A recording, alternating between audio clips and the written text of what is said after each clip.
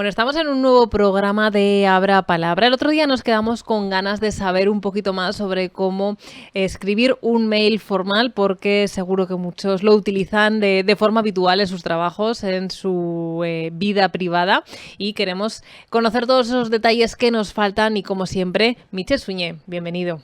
Hola, muchas gracias. El otro día nos quedábamos con el email formal, teníamos todavía algunos detalles que dar. ¿Hacemos un poco de repaso de lo que estuvimos hablando? Sí, dimos unas pinceladas rápidas de cómo teníamos que redactar esos mails formales para que funcionaran mejor. Y en primer lugar era hacerlo desde el nosotros, no desde el yo. Es decir, pensar en el destinatario y ponernos a su disposición, es decir, hacerlo con empatía. Y en este sentido, como todos los destinatarios de correos electrónicos tenemos poco tiempo por lo general, que vamos apurados con nuestra agenda, es interesante pues ir al grano, interesar, enganchar desde el primer momento, arrebatar de alguna manera, porque si no su interés se va a diluir hacia otros mensajes que le han podido llegar. Por eso tenemos que anticipar el objetivo, el tema, el qué vamos a contar y el tono antes de ponernos a escribir, porque si no, no podremos dirigir la atención hacia lo que realmente es lo interesante, ¿no? Lo más destacado.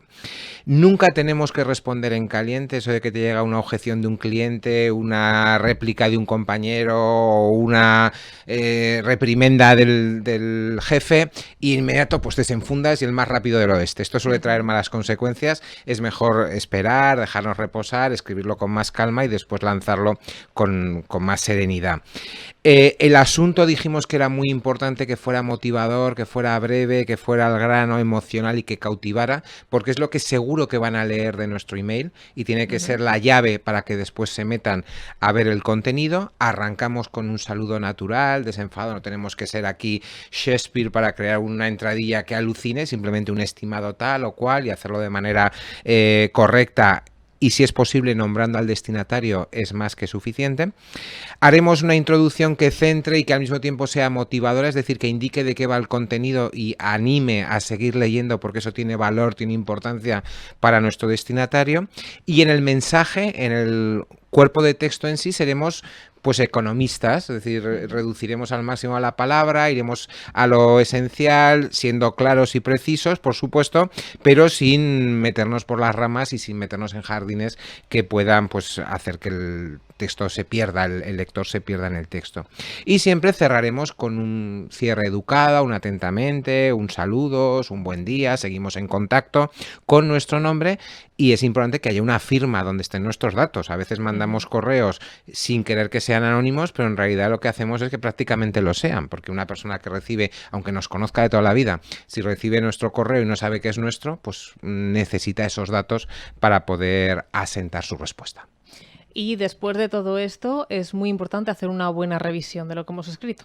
Fundamental. Dijimos, nos quedamos aquí en este momento precisamente que es imprescindible porque todos vamos a cometer erratas, inexactitudes, fallas de estilo, faltas de adecuación. Una segunda mirada es muy oportuna para hacer un correo profesional, un mensaje que realmente no refleje una imagen elevada y atractiva por nuestra parte, ¿no? A ver, somos humanos, los humanos metemos la pata y sobre todo cuando lo hacemos con rapidez, pues todavía más. ¿Cuál es mi consejo? No solo revisar, sino, si es posible, dejar que pasen unos minutos, incluso hacer alguna cosa entre medio diferente. Eso nos pasa un poco como a los escritores. Cuando escribimos una novela, pues te parece que es magnífica porque es tu hijico, ¿no? La dejas reposar un tiempo y la sacas del cajón y ya la ves con ojos de lector, ya no tanto de autor. Y eso nos pasa con los correos electrónicos. Esos fallos que se nos cuelan, cuando nos centramos en ello, hacemos una revisión y si hemos dejado pasar, aunque sean 10 minutos, desde que lo hemos escrito hasta que lo lanzamos, nos va a ayudar a que queden impecables. Jamás, jamás, jamás tenemos que enviar correos sin corregir, porque las faltas de ortografía son como un puñetazo en el ojo para quien recibe el correo y para tu imagen profesional de comunicador, ¿no? Además, se pierde claridad, se pierde precisión, puede haber cosas que no se entiendan correctamente y den lugar a errores y de esa manera al mismo tiempo vamos a generar desconfianza y rechazo por parte de ese interlocutor. Es decir, que nos vamos a ahorrar marrones dedicando un par de minutitos, que no es más, a corregir ese correo. Esto es como en todo, ¿no? Que cuando dejas de pasar unos minutos, todo se ve de otra manera, todo se escribe de Claro, otra manera. estás en hay caliente, lo decía antes, tenemos que no Ujú. estar en caliente porque si te acaban de dar una mala noticia, pues estás enfurecido, ¿no? Entonces, si en ese momento escribes o hablas, liberas a modo de catarsis lo peor de ti, ¿no? Lo que necesitas soltar fuera. En el caso de la revisión ocurre lo mismo, tú lo has hecho lo mejor que has podido, pero con prisas, con precipitación, sobre la marcha. El repaso posterior con calma, con tranquilidad, con un chip mental diferente es lo que te ayuda a ver las cosas, no solo porque 4 ojos ven más que 2, es más, si alguien te lo corrige aparte de ti, pues todavía mejor, se te puede haber Ujú. escapado alguna falta o alguna imprecisión tuya, ¿no? Pero basta con que tú lo hagas con ese criterio. Y ahora es que es impresentable que haya un email con faltas de ortografía, porque hay correctores Ujú. online que inmediatamente te detectan esos errores. Basta con hacerlo en Word, por ejemplo, y pasarle al corrector para que no haya ningún fallo, o fijarme un poquito si tienes un programa de correo que te marca esos errores, pues prestar atención, porque es verdad que a veces no son tales errores, sino que está correcto, pero haz esa revisión, no lo mandes como si nada. Y sobre todo, si te parece que te añada, Mitchell, ahora que se utiliza mucho la inteligencia artificial, programas que hacen las cosas por ti, también está bien revisarlas, ¿no? Porque al final estamos hablando A de ver, aparatos. no sabemos si en el futuro la inteligencia artificial será capaz de escribir una novela tipo Shakespeare, como si fuera Shakespeare, sin fallos. Actualmente está avanzando mucho esa tecnología, Ujú. se hacen cosas que funcionan y sirven en determinados contextos, pero lo que siempre se recomienda es que un ojo humano o una mente, una mirada personal, después revise esos contenidos, porque la inteligencia artificial no es infalible. La inteligencia artificial se basa en datos que recoge de bancos extensísimos que están a su disposición, pero puede haber errores, y sobre todo en cosas muy concretas, en temas específicos. Por ejemplo, pues yo qué sé, pues si hablamos de horchata, pues le va a costar más que hablar de física cuántica, que hay mucha más información, ¿no? O sea, aquí en Aragón queremos hablar de Escobar, pues le va a costar porque ese es un término muy nuestro y no va a encontrar referencias y puede meter no solamente algún error, algún gazapillo, sino errores importantes. Entonces Ujú. siempre tendremos que revisar, incluso si la inteligencia artificial está por delante, pues todavía razón de más porque no ha pasado un filtro humano y se lo tenemos que aportar nosotros. Una vez que tenemos estas revisiones, unos tips finales para que nos quede bien el texto. Mira, muy importante, la estructura. Que tú veas, el lector vea ese texto y vea que hay 2, 3, 4 párrafos, que uno es más largo, que otro es más corto, que hay unas ideas destacadas, que tiene que eso resulta apetitoso de leer.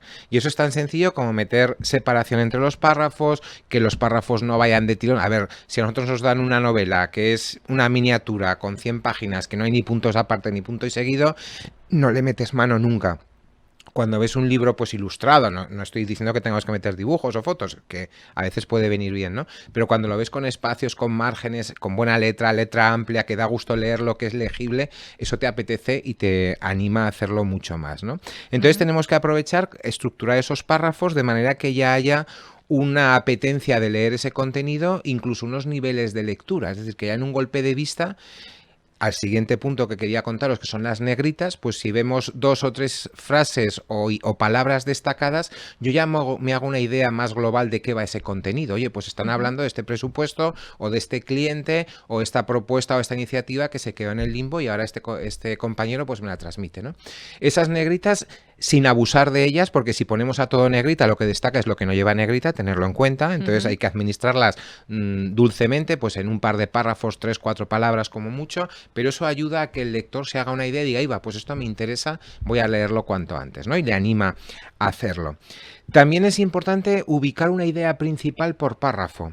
Esto te ayudará a crear la estructura. A ver, este párrafo lo dedico a esta idea y cuando queda clara me voy a otro párrafo distinto porque así le vamos a ayudar al lector a entender mejor. A Ujú. veces en un párrafo muy largo, muy extenso, metemos 4 ideas importantes y el lector se pierde en ellas. Simplemente el hecho de cambiar de carro, como se decía antes Ujú. en las máquinas de escribir, pues ya hace que él tenga el chip y esté predispuesto a recibir un mensaje adicional y entonces pues comprenda mejor esa información que le pasamos. En el estilo, al redactar, no complicarnos la vida. Ujú. Sujeto, verbo, predicado. Lo hemos hecho siempre cuando éramos pequeños, lo entendemos todo y a partir de ahí ya los escritores y los redactores, los que sí hay que complicar la vida, pueden hacer mil y unas cosas. Pero si empezamos a meter subordinadas, coordinadas, el qué, comas, puntos y comas, tal, al final eso, un montón de verbos, dificultamos que sea fácil de entender, vamos a darlo sencillito. De que luego ¿no? tampoco sabemos muchas veces a quién va dirigido ese correo, ¿no? Claro, tú te tienes que poner al nivel del destinatario de más bajo nivel cultural o de conocimiento para que sea entendible para todo el mundo. Una persona muy erudita en un tema pues puede desconocer por completo aquello de lo que le estás hablando y tienes que dárselo masticadito. Esto es como cuando tenemos a un paciente enfermo y queremos que coma, pues se lo trituramos todo para que le resulte fácil no solo ingerirlo, sino también digerirlo. Pues aquí vamos a imaginar que tenemos pacientes débiles y que de esa manera todo el mundo lo entiende. Nadie se queja porque algo es sencillo, porque lo que hacemos es facilitarle la comprensión. Se te quejan cuando es complicado, pues vamos a dirigirnos siempre a esa sencillez y a esa adecuación a los mensajes que queremos plantear. Más cosas que nos van a ayudar, los bullets. Los bullets o viñetas son esos puntitos y esas listas que nos permiten pues ver, en vez de una enumeración de 6 comas, se ve mucho más rápido con 6 bullets, 6 puntos y aparte que te marcan esos datos. Y además eso como que da buen rollo al que lee y dice, ay, pues esto se lee fácil, ¿no? Que rápido me he pasado este párrafo de información. Eso es muy importante y además, en todo caso, hablar, escribir en positivo y ser breves y concretos. Insisto, estos recursos están muy bien, pero la brevedad, la sencillez y pensar en el destinatario que tiene poco tiempo tiene que ser la base en la que nos apoyemos al redactar correos electrónicos. Un poco la conclusión es hacerlo todo fácil y que quede todo bien estructurado y que sea comprensible. Efectivamente, empatía para que no solamente el contenido sea adecuado a quien lo va a recibir, sino la forma en que lo planteamos sea interesante. ¿Qué no tenemos que hacer? Por ejemplo, las mayúsculas, que sí, que las mayúsculas en Internet o en estos contextos son gritos. Y entonces, si ponemos todo en mayúsculas, lo primero que es más difícil leerlo, nos cansa más porque no estamos acostumbrados a leer todo en mayúsculas, ¿no? Y lo segundo, que es sensación de que estamos gritando. Incluso si quieres gritar, no lo pongas en mayúscula. Sé contundente en el mensaje de qué te sirve poner unas mayúsculas, lo que hacen es esto es negativo, subconscientemente el que lee eso dice aquí viene algo negativo, cuidado con ese tipo, no tenemos que hacerlo, ¿no? Tampoco tenemos que abusar de las divagaciones ni de las reiteraciones. Oye, pues me meto, te quiero contar esto de este dato económico y te estoy contando que ayer estuve dando una vuelta con mis hijos y me compré un par de zapatillas. Hombre, o tienes mucha confianza, incluso en ese caso no viene a cuento, ya se lo contarás tú cuando lo veas tomándote un café, ve al grano, no te vayas por las ramas, no cuentes datos inadecuados o inoportunos, porque lo que haces es desviar la atención de lo realmente importante. Y a lo mejor se quedan con la tontería de que te has comprado unas zapatillas, cuando lo que le querías decir es que tiene que tomar una decisión ya sobre el presupuesto que le has pasado, ¿no? Tampoco insistas reiteradamente, ¿vale? Digamos que la máxima del coronel que tanto os he contado en oratoria, anticipar lo que vas a decir, decirlo efectivamente y luego recordar lo que has dicho, sirve también en un correo más o menos largo, pues en la introducción anticipas, en el cuerpo de texto explicas y en la conclusión pues resumes, ¿no? O sintetizas o haces la llamada a la acción de lo que buscas. Pero claro, si permanentemente estás repitiendo la misma idea 5 o 6 veces, vamos contra ese principio de economía de tiempo y de respeto a la persona que no tiene todo el tiempo del mundo para leer un correo de 2 páginas cuando lo que le tienes que decir podías haberlo resumido en 2 párrafos. Yo he de decir, cuando decías lo de las mayúsculas, a mí me cuesta muchísimo leer mayúsculas. Cuando veo que alguien escribe algo mayúsculas o un correo, realmente me da mucha pereza. Es que nos cuesta a todos. Primero porque no estamos acostumbrados, porque la mayoría de las personas escribimos o en letra caligráfica o en letra normal, ¿no? Mayúsculas las iniciales y minúsculas el resto. Pero aparte esa sensación negativa la genera. Es decir, no es que alguien dijera, pues las mayúsculas son gritos. No, es que generan una sensación de insatisfacción o de visceralidad o de reacción más o menos negativa, como te ocurre a ti y nos ocurre a todos, y entonces se ha asociado que eso es como un grito informático. Entonces, tenerlo en cuenta. Incluso dices, oye, que yo quiero destacar esta palabra. Unas negritas son mucho más delicadas y más eficaces que ponerla en mayúscula. Ya no te digo si son 2 líneas. Incluso algún tipo de letra. Yo te preguntaría, a la hora de elegir, cuando haces un texto, un Word, te da muchos tipos de letra a elegir y no todas son igual de elegibles. ¿Qué tipo de letra recomendarías? Mira, pues el mismo principio que hablábamos, la sencillez. pensar en el destinatario. ¿Cuáles son las letras más sencillas? Las que no tienen serifa, es decir, las que no tienen adornitos, las rayitas estas con las que terminan los palos de la I o de la N y tal, pues las más sencillas, la Arial, la helvética, que sí, que son las de siempre. Pero esa familia de letras, si quieres una más moderna, pues te vas a una más actualizada de ese estilo, son las que se leen mejor a distancia y las que cansan menos. Incluso tú puedes hacer la prueba, si pones una post-script o una letra caligráfica de las que te genera el ordenador, tienes que ponerla a mucho tamaño para leer y cuando llevas un párrafo ya estás cansadísimo. Si haces esta lectura con este otro tipo de letras, no es así. Son más elegantes las Times o las Times Roman que llevan la serifa, también las puedes utilizar a un tamaño mayor, pero sobre todo no te compliques la vida. O sea, no intentes llamar la atención por la forma, decir, mira qué letra más bonita he puesto aquí en mi correo electrónico. Evidentemente, si trabajas en tu empresa, usa la letra corporativa, no vas a ser tú el único que utiliza otra por tu cuenta de riesgo, ¿no? Pero lo importante es llamar la atención solo en aquello que es realmente importante. La idea central, el objetivo, la llamada a la acción, eso es lo que tiene que tener ese destacado.